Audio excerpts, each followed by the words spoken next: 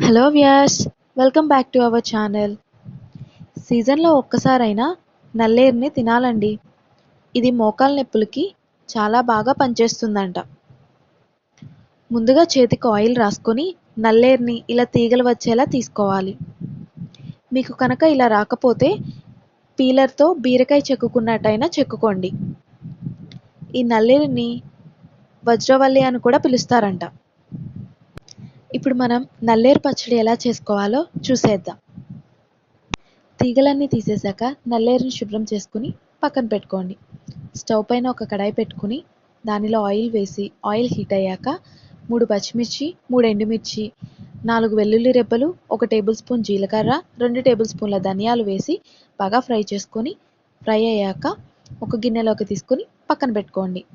అదే ఆయిల్లో నల్లేరు ముక్కల్ని కూడా వేసుకుని ఒక 2 నిమిషాల పాటు ఫ్రై అవ్వనివ్వండి. ఇలా ఫ్రై అయ్యాక కొంచెం చింతపండు, 2 టమాటా ముక్కల్ని కూడా వేసుకుని ఒక 5 నిమిషాల పాటు మగ్గనివ్వండి. ఇలా మగ్గాక దానిలోనే చిన్న ఉల్లిపాయని సన్నగా చీలికలుగా కోసి కొంచెం కొత్తిమీరని కూడా వేసి సిమ్లో ఒక 5 నిమిషాల పాటు మెత్తగా మగ్గనివ్వండి.